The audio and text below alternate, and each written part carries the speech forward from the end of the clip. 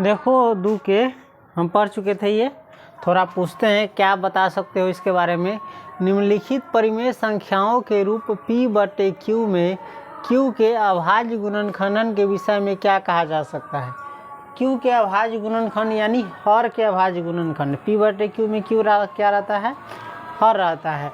तो ये जो पहला देख रहे हो 43.123456789, इसके हर के विषय में यानी Q के अभाज्य गुणनखंड के विषय में क्या कहा जा सकता है, बताओ तो, बताओ हल्का सा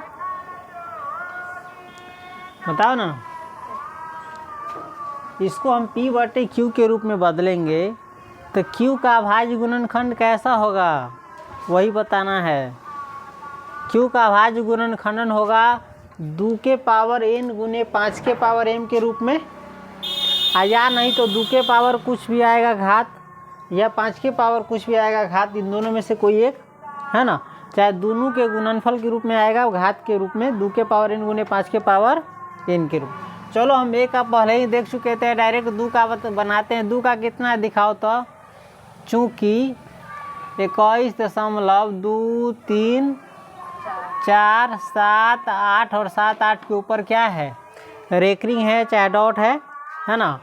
इसका मतलब क्या होता है बताओ तो हल्का ज़रा। इसको हम लिख सकते हैं 21.234 7-8 बार आ रहा है ना। 7-8 कितनी बार आएगा, अनंत, यानी इसका अंत कहीं नहीं होगा, ये शांत नहीं होगा, ये क्या होगा, एक अशांत।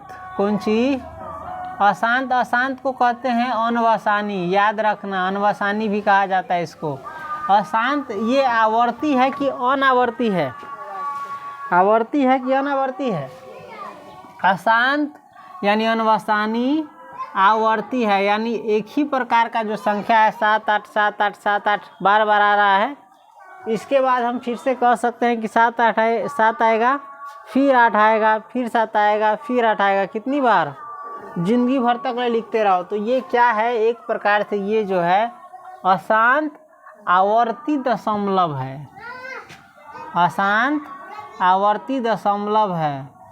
अतः इसे